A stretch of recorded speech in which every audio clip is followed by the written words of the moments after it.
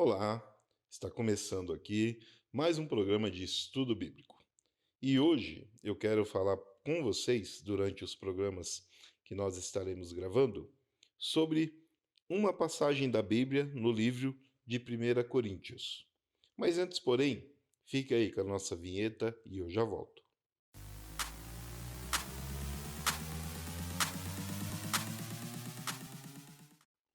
Então vamos iniciar aqui o estudo do livro da Bíblia em 1 Coríntios. Como eu sempre digo, estou usando aqui a minha Bíblia de estudo, que ela é uma Bíblia de pastor, que ela é traduzida em português pelo João Ferreira de Almeida, com várias referências e variantes. Esta é uma Bíblia corrigida, e eu sempre procuro falar sobre qual é o livro que eu estou usando, qual é a Bíblia, porque algumas pessoas que estão acompanhando o estudo, elas têm em suas mãos uma Bíblia com uma versão diferente.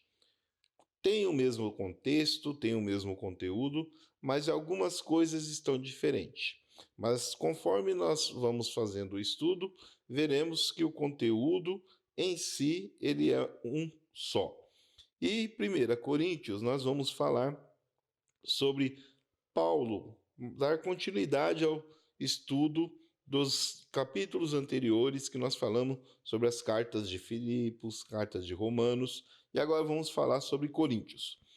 Vamos ler primeiro as considerações preliminares dentro da introdução, depois lemos os propósitos dessas cartas enviadas por Paulo, a visão panorâmica, suas características especiais. Então vamos dar uma lida aqui para que vocês possam entender um pouco mais os motivos que levaram a Paulo a escrever essas cartas. As considerações preliminares. Corinto é uma cidade antiga da Grécia e era em muitos aspectos a metrópole grega, de maior destaque nos tempos de Paulo. Assim como muitas das cidades prósperas do mundo de hoje, Corinto era intelectualmente arrogante, materialmente próspera e moralmente corrupta.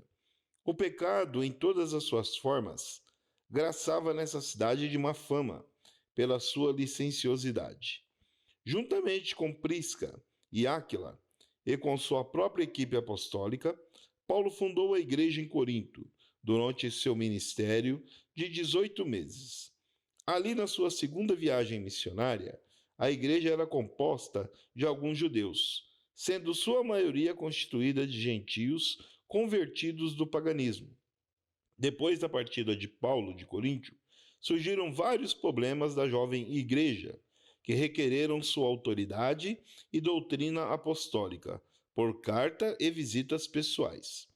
A primeira epístola do Coríntios foi escrita durante seu ministério de 3 anos em Éfeso, na sua terceira viagem missionária. Paulo soube, em Éfeso, dos problemas de Coríntio. Depois, uma delegação da congregação em Coríntio entregou uma carta a Paulo em que ele pediu instruções sobre vários assuntos. Paulo descreveu essa epístola tendo em vista os informes ouvidos e a correspondência recebida desta igreja. Então nós já vemos aqui em suas considerações que a igreja de Coríntios ela foi levantada por Paulo, foi fundada dentro de uma cidade muito próspera, mas uma cidade que vivia debaixo de muitas regras pessoais, de leis pessoais, onde eles não queriam abandonar de forma alguma o pecado. Eles estavam habituados ali com determinadas regrinhas entre eles que não queriam mudar de forma alguma para poder entender e compreender que era necessário fazer mudanças em suas vidas para serem salvos, para serem batizados no Espírito Santo, para terem ali uma comunhão com Deus, e nenhum deles estavam interessados nisso. Apesar de terem uma vida muito boa financeiramente e ter um nível de pobreza mais baixo, Coríntios estava muito mais interessado no seu bem próprio do que em ajudar as pessoas. E isso fez com que Paulo ficasse muito entristecido. Ele começou a receber cartas dos seus ajudantes que ali estavam, comunicando a ele que Coríntios não queria mudanças, estavam ali cultuando nas igrejas, mas continuavam a sua vida. E Paulo, por muitas vezes, enviava cartas até ali para que eles pudessem melhorar a situação. E Paulo começou a receber ali cartas dos seus congregados que estavam ali na cidade de Coríntios, auxiliando este povo. Mas eles não queriam saber de mudança. Eles continuavam vivendo a mesma vida que levavam. Não queriam saber de mudar as formas que estavam levando. Uns bebiam, outros fumavam, se prostituíam, não queriam mudar. Era uma Sodoma e Gomorra, entre aspas, né? Um pouquinho em menor grau. Mas Paulo, às poucas vezes que pôde ir ali, ele foi. Mas as cartas que recebia era que deixava muito preocupado, porque toda vez que ele recebia ali informações que não lhe agradavam. Vamos continuar aqui nos propósitos destas cartas que Paulo enviava. Paulo tinha dois motivos principais ao escrever essas epístolas: tratar de sérios problemas da igreja de Coríntio, de que fora informado. Eram pecados que os coríntios não levavam muito a sério, mas que Paulo sabia serem graves. Aconselhar e doutrinar sobre vários assuntos que os coríntios lhe encaminhavam por escrito. Isto incluía assuntos doutrinários de conduta e pureza, tanto individual como da congregação. Então, nós vemos aqui que durante nossos estudos, nós vamos ver que havia questões ali arbitrárias de pessoas ligadas à igreja que cometiam erros, cometiam falhas, e eles achavam que aquilo era um processo normal no dia a dia, que não era tão grave assim, que poderiam ocasionar a eles até a perda de liderança dentro da congregação. E Paulo não via dessa forma. Porque para que um líder, uma liderança, esteja ela à frente de uma igreja, tem que ser um exemplo. Os erros que estavam cometendo ali na igreja, ou dentro da cidade, para eles eram erros pequenos, erros que não eram tão graves assim. E Paulo não via dessa forma. Todos os erros que estavam acontecendo eram erros graves. E Paulo tinha que corrigi-los para que isso não pudesse fazer com que aquelas pessoas que ali estavam perdessem a sua salvação. Vamos continuar aqui. Visão panorâmica. Esta epístola trata de problemas de uma igreja experimenta quando seus membros continuam carnais e não se separam de uma vez dos incrédulos ao seu redor. São problemas tipo espírito de divisão, tolerância de pecado tipo incesto, imoralidade sexual em geral, ação judicial entre cristãos, ideias humanistas a respeito da verdade apostólica e conflitos a respeito da liberdade cristã. Paulo também instrui os coríntios a respeito do celibato e do casamento, o culto público, inclusive a ceia do Senhor, e a oferta para os santos de Jerusalém. Entre os ensinos mais importantes de Paulo, em 1 Coríntios, está o das manifestações do dom do Espírito Santo nos cultos da igreja. O ensino desses capítulos é o mais rico do Novo Testamento, sobre a natureza e o conteúdo da adoração da igreja primitiva. Paulo mostra que o propósito de Deus para a igreja inclui uma rica variedade de dons do Espírito através de crentes fiéis e de pessoas chamadas para exercer esses ministérios. Uma diversidade dentro da unidade, comparável às múltiplas funções do corpo humano. No da operação dos dons espiritual, na congregação, Paulo faz uma distinção essencial entre a edificação individual e a coletiva, como a assembleia, e reitera que todas as manifestações públicas dos dons devem brotar do amor e existirem para a edificação de todos os crentes. Então nós vemos que a visão panorâmica, ela traz uma série de exemplos que estavam sendo feitos ali de erros cometidos pelos moradores, habitantes de Corinto, que estava deixando Paulo muito preocupado. A pessoa está dentro da igreja, tem um cargo ministerial e está cometendo erros que possam não somente prejudicar a ele como líder, mas também os congregados, onde estavam vendo não somente problemas até carnais, onde havia traições de pessoas que eram casadas, tanto o líder casado como uma liderança feminina casada, se envolvendo com outras pessoas e achando que aquilo era normal. Havia os incestos, onde o homem, no caso o pai, tinha relacionamento com os filhos achando normal isso daí. Então nós vemos que há muitos processos de antigamente que ainda ocorrem hoje, infelizmente. Vamos dar continuidade aqui, vendo as características especiais. Também existia a questão dos problemas judiciais, onde um cristão, um crente, da mesma igreja, da mesma a congregação, estava entrando em batalha judicial, buscando a justiça do homem para resolver questões financeiras entre eles. Uma disputa de terreno, uma disputa de casa, um problema de um trabalhador que foi colocado ali para trabalhar numa determinada situação e entrou com um processo contra o seu patrão, pessoas que frequentam a mesma igreja. Então nós vemos que vai haver muitas coisas aqui que estavam sendo relacionadas dentro das cartas de Coríntios. Suas características especiais. 5 características especiais vemos em 1 Coríntios. De todo o Novo Testamento, é a epístola que mais trata de problemas.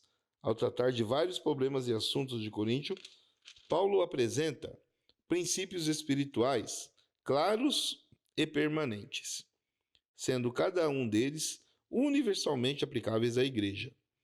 Há destaque geral sobre a unidade da igreja geral, como o corpo de Cristo. Destaque esse no ensino sobre as divisões, a ceia do Senhor e os dons espirituais. Esta epístola contém o mais amplo ensino do Novo Testamento em assuntos de grande importância como o celibato, o casamento e o novo casamento, a ceia do Senhor, línguas, profecias e dons espirituais durante o culto, o amor cristão e a ressurreição do corpo. A epístola é de valor incalculável para o ministério pastoral, no tocante à disciplina eclesiástica. Salienta a possibilidade indubitável de decair da fé aqueles que persistem numa conduta ímpia e que não têm firmeza em Cristo. Então, essas aqui é a parte de introdução que nós vamos estar lendo em todo o estudo do livro de Coríntios. Vamos iniciar, então, o capítulo 1, onde Paulo, sempre como eu leio aqui, ele vem dando uma saudação, dando graças, não somente àqueles que lhe auxiliam no dia a dia, nas passagens pelas cidades, pelos lugares que ele foi, mas também dando àqueles que estão com ele uma alienação espiritual para que eles possam se fortalecer dentro daquilo que estão fazendo. Vamos dar uma lida aqui. Paulo, chamado apóstolo de Jesus Cristo, pela vontade de Deus, e o irmão Sóstenes. A igreja de Deus, que está em Corinto, aos santificados em Cristo Jesus, chamados santos, em todos os que em todo lugar invocam o nome do nosso Senhor Jesus Cristo, Senhor deles e nosso. Graça e paz da parte de Deus, nosso Pai, e do Senhor Jesus Cristo. Sempre dou graças ao meu Deus por vós, pela graça de Deus que vos foi dada em Jesus Cristo, porque em tudo foste enriquecido nele, e em toda palavra e em todo conhecimento, como foi mesmo o testemunho de Cristo confirmado entre vós. De maneira que nenhum dom vos falte, esperando a manifestação do nosso Senhor Jesus Cristo, o qual vos confirmará também até o fim, para seres irrepreensíveis no dia do nosso Senhor Jesus Cristo. Fiel é Deus, pelo qual foste chamado para a comunhão do seu Filho, Jesus Cristo, nosso Senhor. Então vamos parar aqui no versículo 9 E vamos ler aqui as relevâncias para poder compreender o que Paulo está falando nessa saudação. Então ele fala aqui daqueles que são chamados de santos. Quando nós falamos de uma pessoa que está à frente de um ministério, que é um pregador da palavra, que faz a obra, e o chamamos de santo, é porque nós sabemos da idoneidade desta pessoa. Sabemos que esta pessoa, ela tem feito um trabalho que tem sido destacável dentro do seu ministério, daquilo que foi colocado sobre a vida dele. Então, a obra que ele vem fazendo, ela tem sido feita com uma forma que nós podemos dizer que ele é uma pessoa que não tem cometido falhas graves para poder não ser reconhecido como um homem de Deus. Então, nós chamamos este homem de um homem verdadeiramente santo, um homem de Deus que tem feito a obra e está fazendo ali da melhor forma possível. E é assim que Paulo está lidando com aqueles que estão em Coríntios, pois ele sabia que os problemas em Coríntios eram problemas sérios, problemas graves. E as pessoas que estavam ali, lideranças que estavam ali, onde ele escolheu para estar levando a palavra àquelas pessoas, estavam firmes na fé. Por esse motivo, eles os chamavam de santo. Vamos seguir um pouquinho mais aqui para entender um pouquinho mais do que estava falando ele. Porque ele cita o dom que talvez um ou outro ainda estivesse faltando, ali no versículo 7. E ele está orando e pedindo para que eles entrem em oração, para que esse dom possa vir rapidamente para fortalecê-los ainda mais. No versículo 7 ele diz assim, que nenhum dom vos falte. Paulo elogia os coríntios, porque Deus, na sua graça, lhes outorgou dons espirituais específicos. Esses dons são valiosos e indispensáveis para corroborar o ministério do Espírito Santo na igreja.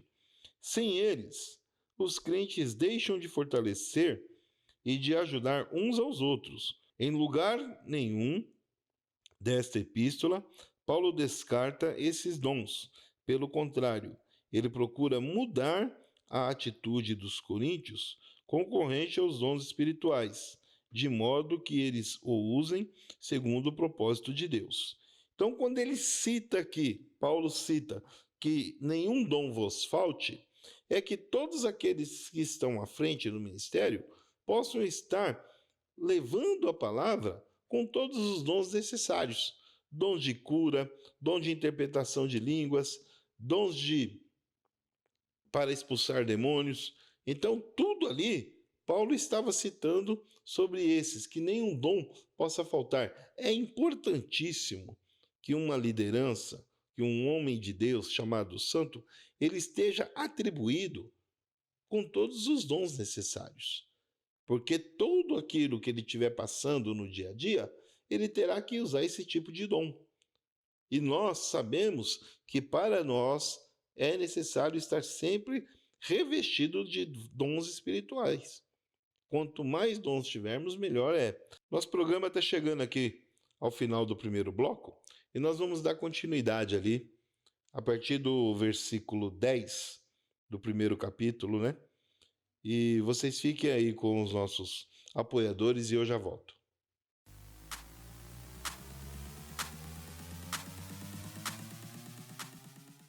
Óticas Condor, a melhor ótica de Curitiba e região metropolitana, com as mais belas armações de óculos para você e sua família, que vai deixar você muito mais atraente no trabalho, na música, na educação. Está também na leitura Ótica Condor, para que você possa a cada dia mais ficar muito mais atraente.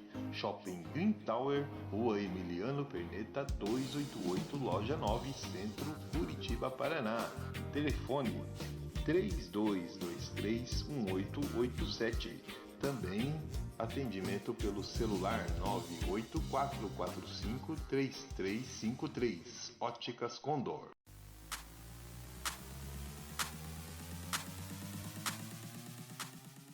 então para o segundo bloco, nossa segunda parte do estudo bíblico de hoje, onde estamos falando do primeiro livro de Coríntios, o primeiro capítulo.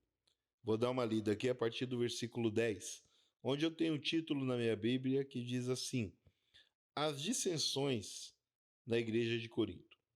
Rogo-vos, pois, irmãos, pelo nome de nosso Senhor Jesus Cristo, que digais todos na mesma coisa e que não haja entre vós dissensões. Antes, sejais unidos em um mesmo sentido e um mesmo parecer. Porque a respeito de vós, irmãos meus, me foi comunicado pelos da família de Cloe que há contendas entre vós. Quero dizer com isso que cada um de vós diz: eu sou de Paulo e eu de Apolo, e eu de Cefas e eu de Cristo. Está Cristo dividido? Foi Paulo crucificado por vós, ou foste vós batizados em nome de Paulo? Dou graças a Deus, porque a nenhum de vós batizei, senão a Crispo e a Gaio, para que ninguém diga que fosse batizado em meu nome. E batizei também a família de Estéfanas. Além desses, não sei se batizei algum outro, porque Cristo enviou-me não para batizar, mas para evangelizar, não em sabedoria de palavras, para que a cruz de Cristo se não faça vã. Porque a palavra da cruz é loucura para os que parecem, mas para nós, que somos salvos, é o poder de Deus. Vamos dar uma parada aqui no 18, para compreender um pouco o que está acontecendo aqui, já nesse capítulo de número 1. Nós vemos que Paulo está entristecido com as primeiras cartas e notícias que ele recebe.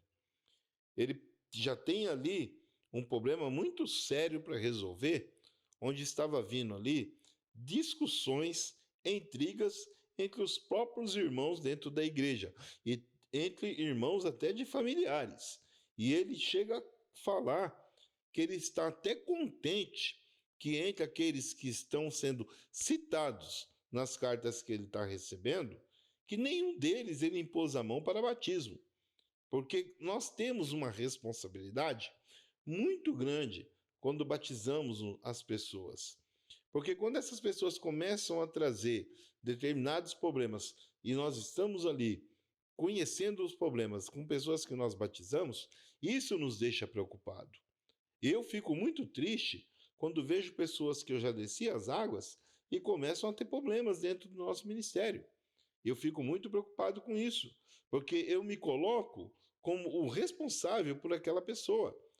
E se ela não está sendo instruída corretamente por mim e está cometendo esses erros, é sinal que eu não estou preparado para ser um líder. Então eu vou ficar preocupado. E Paulo, ele coloca sobre essa questão, que ele fica falando que não está nem um pouquinho feliz com a situação que eles estão passando. E ele dá graças a Deus que ele não precisou colocar a mão sobre essas pessoas, porque ele estaria mais triste ainda com isso. Vamos ver então essa colocação de Paulo, quando ele diz: eu sou de Paulo, de Apolo ou de Cefas. Começaram a surgir facções entre os dirigentes da igreja de Coríntio.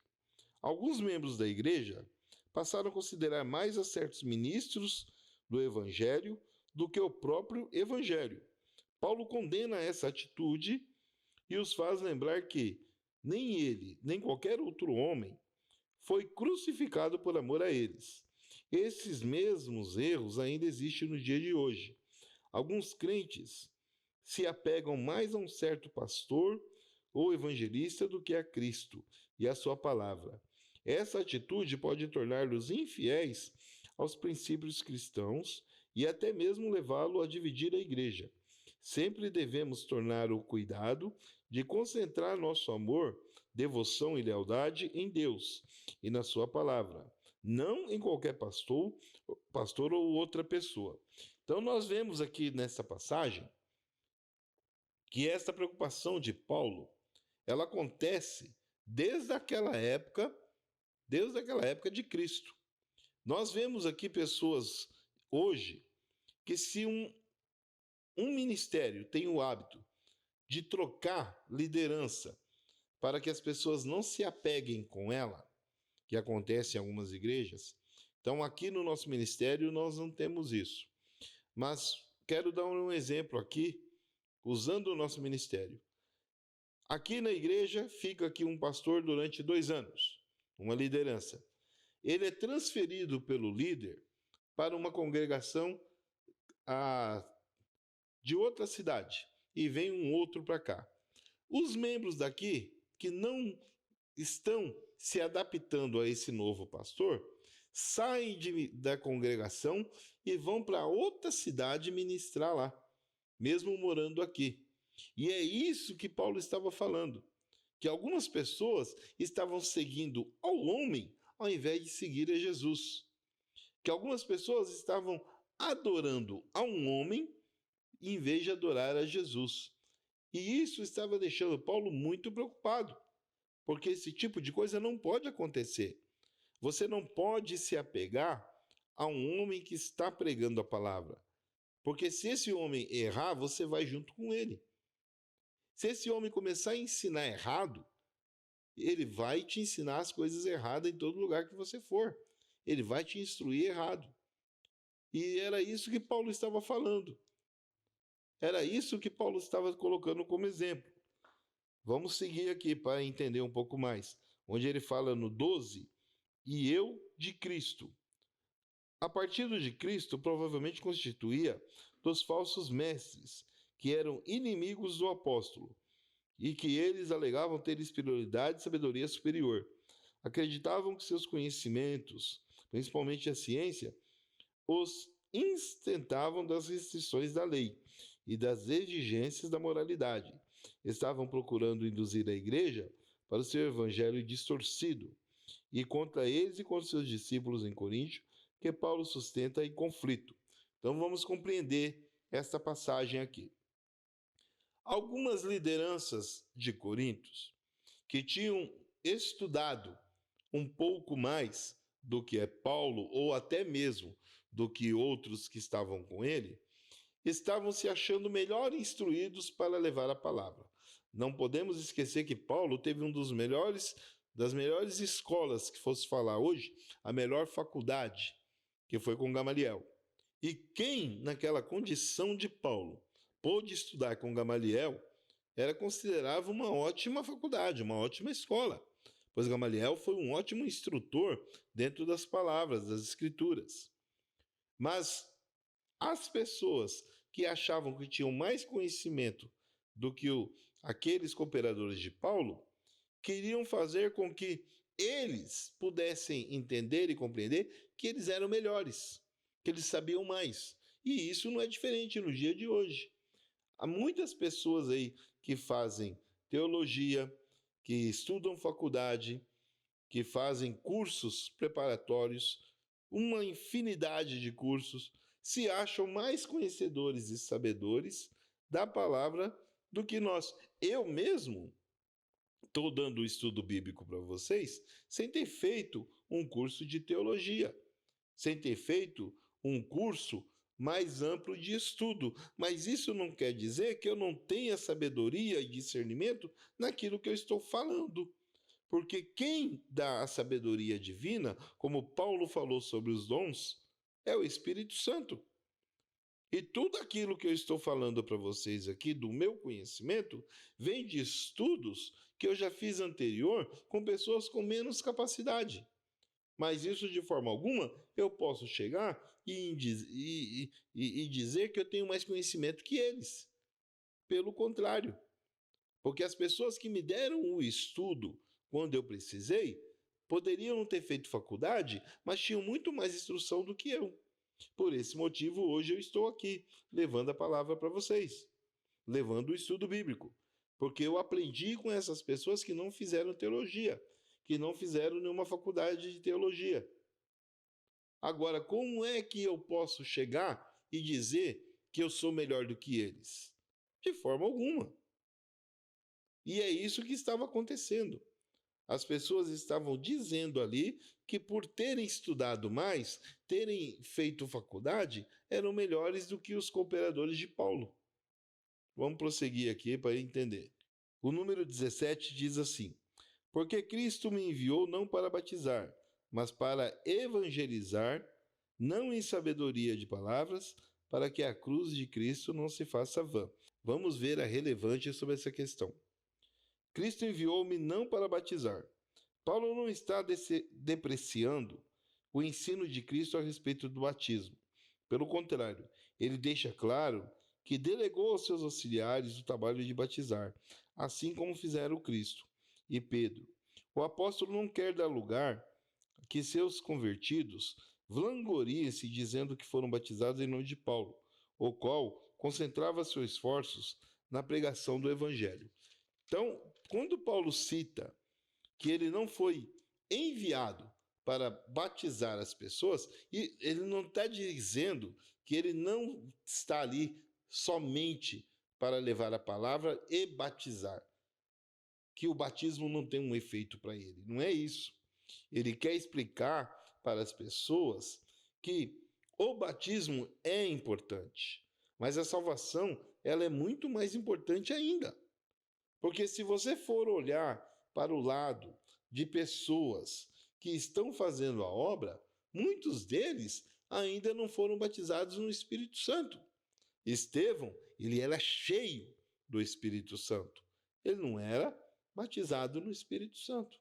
Então há uma diferença aí entre estar cheio e estar batizado. Precisamos compreender esses dois lados.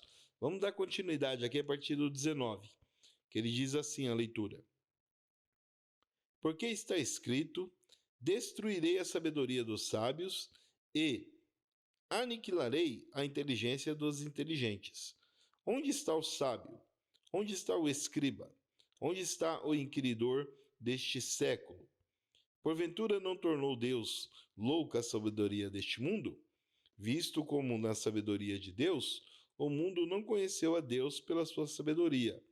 Aprove a Deus salvar os crentes pela loucura da pregação, porque os judeus pedem sinal e os gregos buscam a sabedoria, mas nós pregamos a Cristo, crucificado, que é escândalo para os judeus e loucura para os gregos. Mas para os que são chamados, tanto judeus como gregos, lhes pregamos a Cristo, poder de Deus e sabedoria de Deus, porque a loucura de Deus é mais sábia do que os homens, e a fraqueza de Deus é mais forte do que os homens. Porque vede, irmãos, a nossa vocação, que não são muitos os sábios segundo a carne, nem muitos os poderosos, nem muitos nobres, que são chamados. Mas Deus escolheu as coisas loucas deste mundo para confundir as sábias. E Deus escolheu as coisas fracas deste mundo para confundir as fortes. E Deus escolheu as coisas vis deste mundo e as desprezíveis e as que não são para aniquilar as que são, para que nenhuma carne se glorie perante ele. Mas vós sois dele em Jesus Cristo, o qual para nós foi feito por Deus sabedoria e justiça e santificação e redenção, para que, como está escrito, aquele que se gloria no Senhor. Então vamos compreender toda essa parte aqui final do capítulo 1, a partir do versículo 18. Vamos ver aqui o que ele fala sobre o poder de Deus. A mensagem da cruz não somente abrange a sabedoria e a verdade, mas também o poder ativo de Deus, para salvar, curar, expulsar demônios e redimir as almas do poder do pecado. Então, aquela passagem lá atrás, que Paulo cita, que ele ora a Deus que todos aqueles que estão com ele ali, seus cooperadores, possam estar mais ativos debaixo de todos os dons espirituais, para que eles possam ter mais poder ainda sobre todas essas questões, para que eles possam ter mais autoridade para resolver todos esses problemas. E não tem, de forma alguma, que não seja como fazendo a obra e buscando cada vez mais. E é isso que Paulo está falando aqui, que o poder de Deus é a maior mensagem de Cristo nesta questão, onde nós temos que buscar cada vez mais este poder para poder fazer a obra. para poder receber mais dons espirituais. No 20 ele diz assim: a sabedoria deste mundo. Então nós vamos começar a compreender e entender o que aquelas pessoas sábias que eu falei no bloco anterior, sobre essa questão de pessoas que estudou mais, a pessoa que buscou mais, a pessoa que mais curso fez. Então muitos acham que quanto mais de estudo ele tem, mais sábio ele é. Vamos dar uma lida para compreender sobre essa questão. A sabedoria deste mundo. A sabedoria deste mundo é uma sabedoria que exclui a Deus, que glorifica a autossuficiência humana, que faz o homem autoridade suprema e que se recusa a reconhecer a revelação de Deus em Jesus Cristo. A essa sabedoria Deus chama de loucura, porque por ela o homem não conseguiu descobrir a verdade nem conhecer o seu Criador. O crente deve manifestar desprezo, segundo a Deus, ante a sabedoria humana e como visão secular. O Evangelho é a mensagem da cruz e nunca deve ser acomodada à filosofia, à ciência ou qualquer outra forma de sabedoria humana. Vamos lá então. Nós temos hoje uma infinidade de programas que fala sobre leitura da Bíblia, estudo bíblico, segredos da Bíblia. Fala sobre ciência, filosofia, descobrimentos do ser humano, da onde vieram a humanidade, quem é Deus. Temos uma infinidade de programas falando sobre isso. E entre todos esses programas, entre todos esses contextos que são estudados, que são pesquisados pela ciência, tem tentado buscar uma resposta para explicar da onde viemos. Onde muito se fala que viemos de outras civilizações, que viemos de extraterrestres, que viemos do macaco, que viemos de... Mas ninguém fala que foi Deus que nos criou. Pelo contrário, se fala que viemos de outras tecnologias, mas não citam a Bíblia. Então, todo estudo que está sendo feito falando sobre isso, nunca cita que Deus foi que nos criou. Cita apenas que outras entidades, que outras formas foram que criou o ser humano. Então, todas essas filosofias, todos esses estudos, estão falando sobre uma criação que não condiz com aquilo que nós temos de estudo. Está finalizando aqui nosso segundo bloco. Daqui a pouquinho nós vamos para o terceiro e último bloco desse estudo. Fica aí com os nossos apoiadores e eu já volto.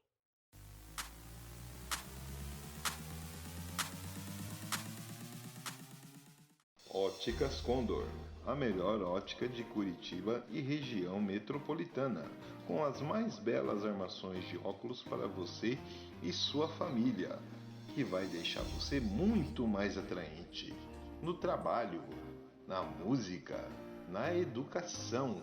Está também na leitura Ótica Condor, para que você possa a cada dia mais ficar muito mais atraente. Shopping Green Tower, Rua Emiliano Perneta 288, Loja 9, Centro, Curitiba, Paraná. Telefone 32231887. Também atendimento pelo celular 984453353. Óticas Condor.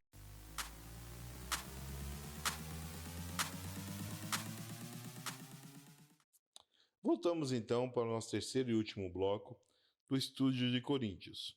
Vamos continuar aqui a falar sobre a sabedoria deste mundo. Então eu estava comentando com vocês no segundo bloco sobre pessoas que fazem faculdade, têm conhecimento de muita coisa da ciência, mas que não cita a Bíblia como um profundo instrumento de sabedoria. E é aqui que Paulo está falando sobre essa questão. É um assunto muito delicado para se falar, pois muitos que ouvem esse tipo de coisas acabam acreditando, achando que realmente aqueles que são PhDs são mais instruídos, têm mais conhecimento, e se esquecem que a Bíblia nos traz resposta para muita coisa. Vamos continuar aqui, então, sobre essa questão, onde ele fala pela loucura da pregação. Não é o método da pregação que é tido como loucura pela sabedoria humana, mas a mensagem do supremo senhorio de Cristo, crucificado e ressurreto. Essa questão de loucura que está sendo falada com Paulo aqui, ela não é que a palavra que está sendo pregada, ela é louca. Que a palavra que está sendo colocada em processo, em um altar, por um líder, ele é louco pelas coisas que ele fala. E não é isso que está se falando, como muitos dizem por aí. A loucura, para muitos, é que nós que não temos o estudo, somos revelados pelo poder do Espírito Santo a trazer até vocês essa revelação divina que não somos PhD. É isso que Paulo está falando. Pois eu que não tenho nenhum diploma na minha parede, eu que não tenho um curso de PhD, que não fiz teologia, posso estar trazendo para vocês um programa de estudo como esse, trazendo muito mais conhecimento de quem está falando que já fez teologia, que já fez faculdade e não tem tanto conhecimento. Não sou demagogo, não quero falar sobre essa questão para você sobre isso, mas isso acontece e muitos chamam de loucura. Como pode uma pessoa que não tem estudo estar falando sobre uma coisa que ele não tem conhecimento? Se esquecendo que quem dá o conhecimento é o Espírito Santo de Deus. Vamos seguir aqui. No 27, nós vamos falar sobre isso, onde ele diz assim, que Deus escolheu as coisas loucas. Nos versículos 25 e 29, Paulo acentua que os padrões e os valores de Deus são diferentes dos aceitos pelo mundo e que agora ele está aniquilando os falsos padrões do mundo, bem como sua sabedoria.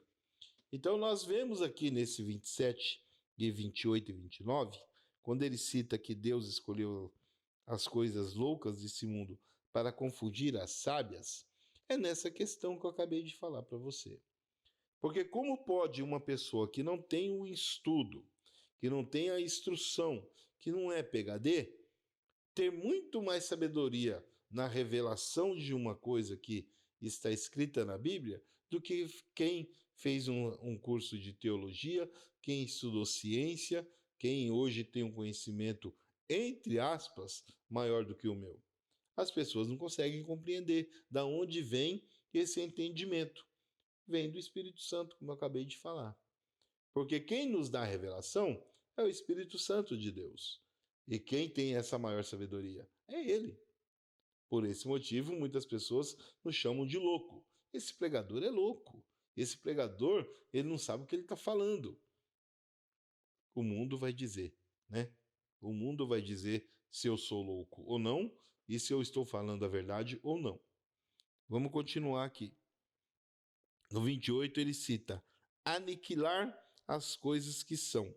Através da crucificação e da ressurreição de Jesus e da escolha de coisas humildes deste mundo, Deus aniquila as coisas estimadas desta presente era.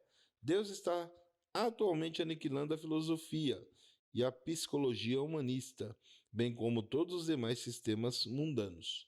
Acabei de falar sobre isso. Acabei de falar sobre essa questão. Então, tudo aquilo que nós falamos da Bíblia, acabamos aniquilando aqueles que, entre aspas, têm mais estudo. Eu não vou nem fazer mais comentários sobre isso, né? Vamos dar continuidade. No número 30 ele diz assim: Jesus Cristo para nós foi feito. É mediante Cristo, ou com Cristo, que o crente recebe a sabedoria da parte de Deus e experimenta a justiça, a santificação e a redenção. Enquanto estivermos ligados com Cristo, Ele é a fonte de todas as nossas bênçãos. Isso aqui é uma coisa que a gente vem falando há anos, há séculos. Quanto mais ligado a Cristo você está, mais sábio você fica, e mais santificado você está, e mais ainda você está próximo da sua salvação. É notório isso. É notório. Quanto mais a Cristo você busca, quanto mais próximo você está, muito mais você se sente bem fazendo a obra de Deus. Vamos continuar agora a partir do capítulo de número 2, que ele vai falar sobre o caráter da pregação de Paulo em Corinto. Então, agora nós vamos falar sobre o caráter de Paulo. Uma coisa muito, muito essencial naquele que faz a palavra de Deus. Quando a pessoa tem um bom caráter, ele é melhor visto. Quando ele tem um bom caráter, ele é melhor notado. Porque quando a pessoa tem um caráter duvidoso, poucas pessoas se interessam em ouvir o que ele está dizendo. E com Paulo era assim. Paulo, apesar de ter uma história lá atrás como Saulo, ele tinha um bom caráter. Ele estava fazendo uma história diferente na vida dele. E é isso que nós vamos ver agora nesse último bloco. E eu, irmãos, quando fui ter convosco, anunciando-vos o testemunho de Deus, não fui com sublimidade de palavras ou de sabedoria, porque nada me propus saber entre vós, senão a Jesus Cristo e este crucificado. E eu estive convosco em fraqueza e em temor, e em grande temor.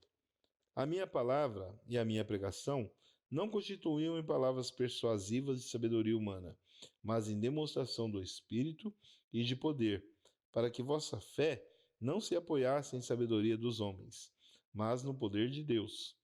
Todavia falamos sabedoria entre os perfeitos, não, porém, a sabedoria deste mundo, nem dos príncipes deste mundo, que se aniquilam, mas falamos a sabedoria de Deus oculta em mistério, a qual Deus ordenou antes dos séculos para a nossa glória, a qual nenhum dos príncipes deste mundo conheceu, porque se a conhecessem, nunca crucificariam ao Senhor na glória.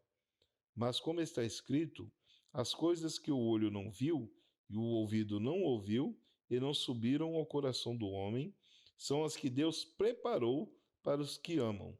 Mas Deus nos a revelou pelo seu Espírito, porque o Espírito penetra todas as coisas ainda nas profundezas de Deus. Vamos parar no 10 aqui, versículo 10 do capítulo 2, para entendermos essa demonstração do Espírito de Deus e de poder.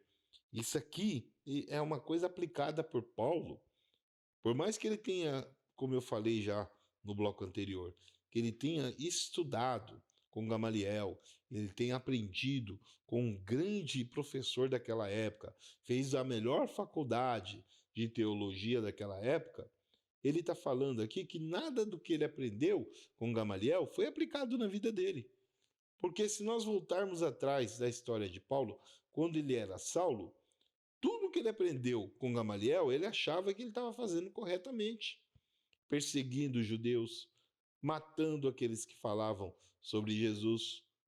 Mas só depois, em Damasco, que ele encontra com Jesus, que ele tem um encontro verdadeiro com Jesus, é que ele percebe que tudo que ele aprendeu com Gamaliel, ele tinha aprendido errado. Gamaliel ensinou, lhe deu instrução, mas ele entendeu tudo errado. Ele tinha um bom professor. Isso quer dizer que você, na sua faculdade, você na sua escola, você pode ter a melhor escola, ter a melhor faculdade, tá pagando ali o melhor local de estudo, mas por mais instrutores de nível alto que você tenha, você está compreendendo errado. E é isso que Paulo está falando aqui. É isso que Paulo está citando. Que essa sabedoria que foi colocada para ele, ela não teve a validade para ele. Ele aprendeu, mas aprendeu errado. Então Paulo está dizendo aqui que por mais instrução que ele teve com Gamaliel, ele não estava colocando aquilo em prática da forma correta. Por esse motivo, foi muito bom para ele que Jesus abriu seus olhos. E agora ele começa a entender e compreender que Gamaliel falava, da instrução que Gamaliel tinha dado, era realmente muito boa, mas ele estava indo por um caminho diferente, por um caminho totalmente contraditório. E isso acontece nos tempos de hoje, onde muitas pessoas que fez cursos e vários cursos e estudou, ainda assim veem a Bíblia de uma forma diferente do que aqui vemos.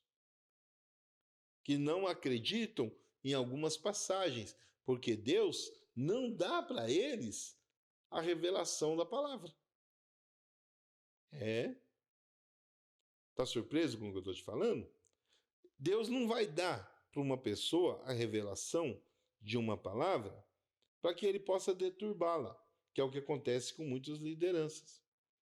Tem muitos líderes aí que não têm a revelação porque ele está colocando em prática somente a sua vontade. E é aí que entra esta questão de quem tem sabedoria e quem é sábio. É muito diferente. Porque a sabedoria de quem estudou é uma coisa, mas a sabedoria de quem tem a revelação do Espírito Santo é outra diferente. É bem diferente. Vamos ver aqui a partir do versículo 11. Porque qual os homens sabe as coisas do homem, senão o espírito do homem que nele está? Assim também ninguém sabe as coisas de Deus, senão o espírito de Deus. Acabei de falar para você sobre essa questão. Por mais que o homem estude, é a sabedoria divina de Deus, o Espírito Santo, que vai trazer para ele conhecimento. Acabei de falar disso. Mas nós não recebemos o Espírito do mundo, mas o Espírito que provém de Deus, para que pudéssemos conhecer o que nos é dado gratuitamente por Deus. Agora você começa a compreender por que eu falo de conhecimento pelo Espírito Santo de Deus e não conhecimento pelo homem? Eu posso estudar, eu posso fazer teologia, eu posso estudar na maior faculdade, mas eu só vou ter o conhecimento amplo e divino se o Espírito Santo de Deus permitir, e se ele me der esse conhecimento. E se eu juntar as duas coisas, alinhar as duas coisas, melhor ainda serei para representar Deus aqui com vocês. Mais conhecimento, eu conheço só uma infinidade de pessoas que são assim, que fizeram teologia, estudaram nas melhores faculdades e têm revelação do Espírito Santo de Deus. As pessoas são profundamente ricas em sabedoria para explicar. E eu fico de boca aberta quando eu vejo aí uma explicação de um estudo com pessoas que realmente são de Deus, que têm esse conhecimento. Muito maior do que o meu, muito maior. Com esse eu nem discuto. Porque eu sei que lá como Paulo chamou no início, chamou aqueles que estão em Coríntios de homens santos, eu posso chamar esse também de homem santo. Eu posso chamar, porque eu sei da idoneidade dele, sei do trabalho que ele faz e sei do que ele está falando. Estudou na melhor faculdade, fez ali teologia, é PhD, mas ele também tem aqui a instrução do Espírito Santo de Deus. É diferente. Esse é um homem diferenciado. Esta é uma mulher diferenciada, porque não são só homens que têm esse privilégio, as mulheres também têm.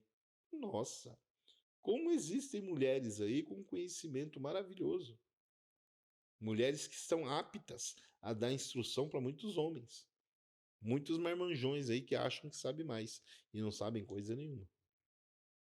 Muita gente se acha melhor do que nós. E não são. Não têm o conhecimento que nós temos. Vamos continuar aqui no 13, que ele diz assim: as quais também falamos com palavras de sabedoria humana, mas como as que o Espírito Santo nos ensina, comparando as coisas espirituais com as espirituais. Ora, o homem natural não compreende as coisas do Espírito de Deus, porque lhe parece loucura e não pode entendê-las, porque elas se discernem espiritualmente. Mas o que é espiritual discerne bem tudo e ele de ninguém é discernido. Porque quem conhece a mente do Senhor para que possa instruí-lo, nós temos a mente de Cristo. É essa questão que eu venho falando para você aqui. Que tudo que nós temos falado, principalmente sobre essa questão do homem natural, que quem tem a mente de Cristo, que é voltada para a oração, para o estudo da Bíblia, que tem buscado a todo instante um maior conhecimento, este sim, ele vai ter revelação. Estudar teologia, muito bom. Fazer faculdade, muito bom. Mas sem o conhecimento da Bíblia, sem a revelação do Espírito Santo, você não vai chegar muito longe. Você não vai ter esse conhecimento amplo que é a revelação divina de Deus. Porque o Espírito Santo, ele permanece e ele conhece aquele que é verdadeiro. E ele só vai dar essa revelação a este que é verdadeiro. A revelação de Deus ela é concedida a crentes que são escolhidos, a homens e mulheres que são escolhidos por ele. Então você pode buscar o estudo de teologia, você pode buscar o estudo na melhor faculdade, mas não ter essa revelação. Porque muitas vezes Deus, ele tem a percepção que aquilo que você está querendo fazer não é apropriado para você. Então Deus não vai te dar essa aptidão. Não vai te dar esse conhecimento. Porque são dons que vêm de Deus. São dons que vêm do céu. E nem todo mundo está apto a receber esse dom. Por isso que uma pessoa, que é o meu caso, que não tem a faculdade, que não fez a teologia, acaba podendo ter esta forma de expressar com melhor qualidade, com melhor conhecimento. Você pode até achar que não, é opinião sua. Fique à vontade. O programa ele está aberto, a rede social está aberta para que você possa dar sua opinião. Está aparecendo para você aí nossas redes sociais, para que você possa entrar em contato conosco, possa dar sua opinião, se você concorda ou não com o que nós estamos falando. Está aparecendo o endereço da nossa igreja, onde você possa vir frequentar aqui os nossos cultos, se você morar próximo. Aqui nós estamos em Colombo, no Paraná. Aqui nós estamos na Igreja Missionária Gratidão. Temos nossa rede social, temos aí também todas as redes sociais dos nossos apresentadores, de pessoas que participam conosco nos estudos. E eu peço a você que você possa também nos auxiliar, que você possa nos ajudar. Está aparecendo o Pix da igreja. Nós temos a nossa obra aqui que nós fazemos. Então aqui do ladinho está aparecendo o QR Code e também o Pix da igreja. Nos ajude, nos auxilie, precisamos da sua ajuda financeira de qualquer valor.